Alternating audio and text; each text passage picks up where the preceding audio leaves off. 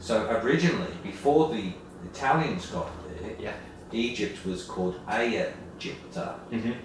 Before that, it was called, under the Greek occupation of Alexander, it was called Aegypta.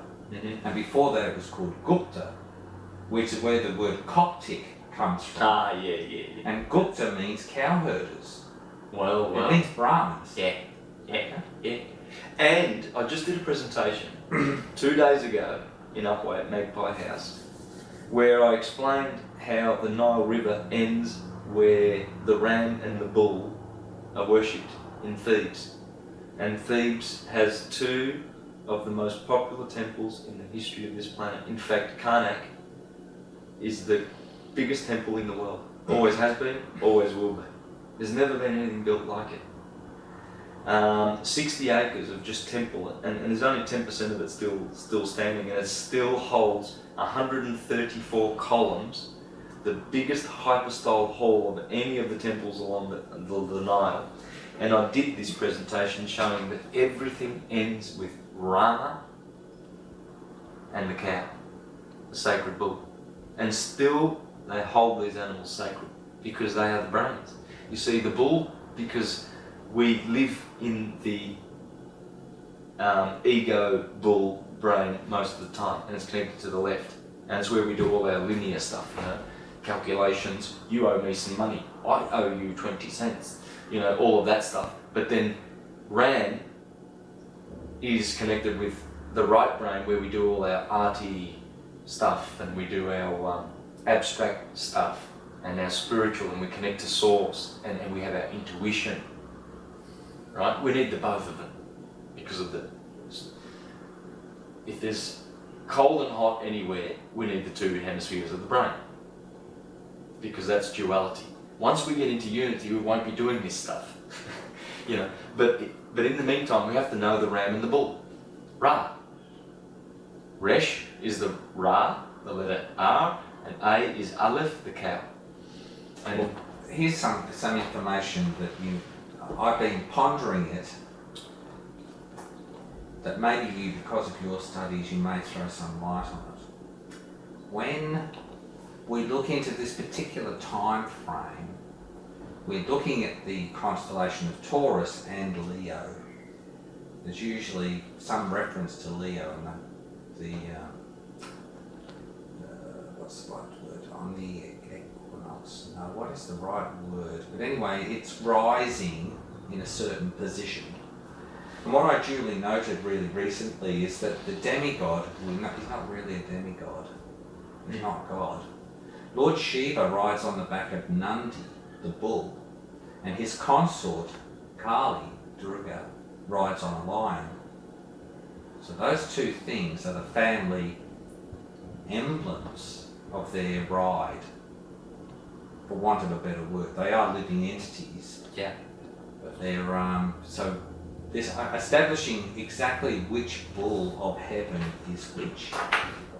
Good point. Wow.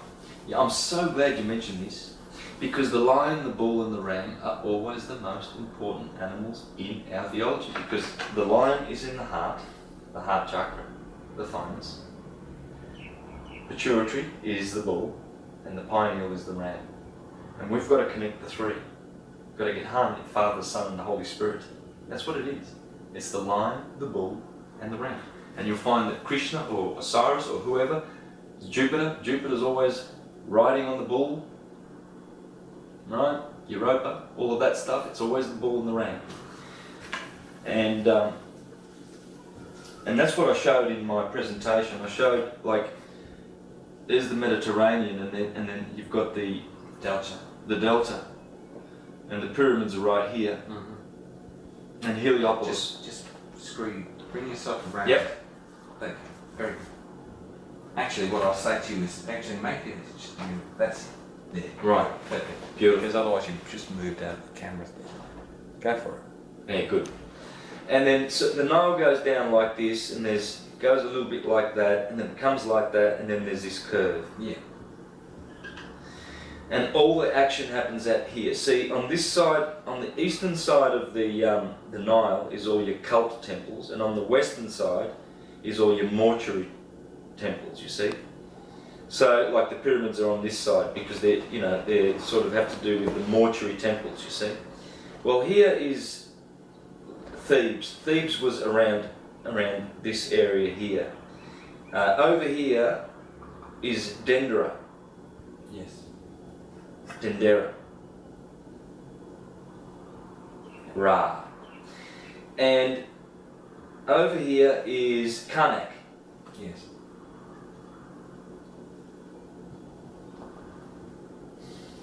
This probably is only rivaled by Angkor Wat for grandeur, but this is the biggest temple ever. There's never been a bigger. Karnak. And right next to it, 2 miles away, is Luxor. And these two are the most, without a doubt, absolutely the most popular, loved, cherished temples in history. And that's the Ram. This is the temple to Amun-Ra, the Ram. Dendera is Hathor, the cow. Hermopolis to Hermes, Thoth, or Thoth, is here. Memphis is over here to Ptah. And over here is Heliopolis.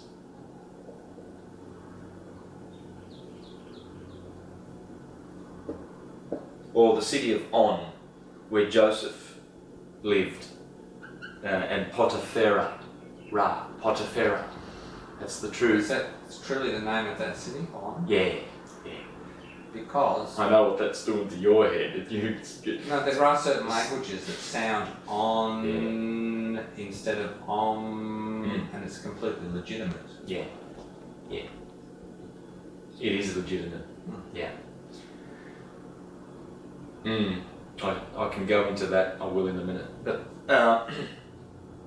so what you've got is the heart chakra. Here you have Cancer. So you've got Leo, Cancer, Gemini, Taurus, and the cerebellum, and then Aries, the Ram.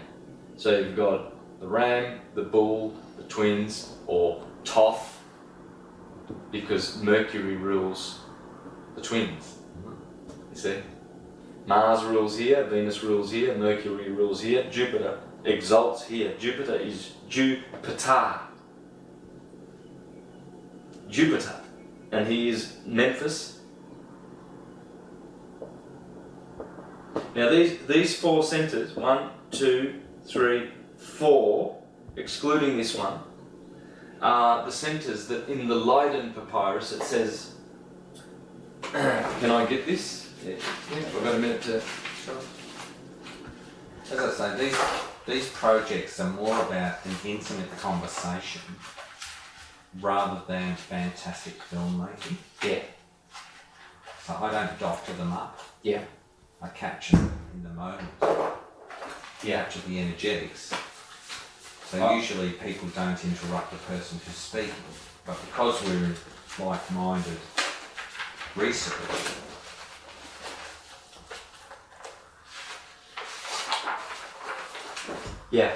Yeah, I appreciate that. It's good because it doesn't make you nervous to want to get... I always get nervous that I'm not going to get enough information out and properly.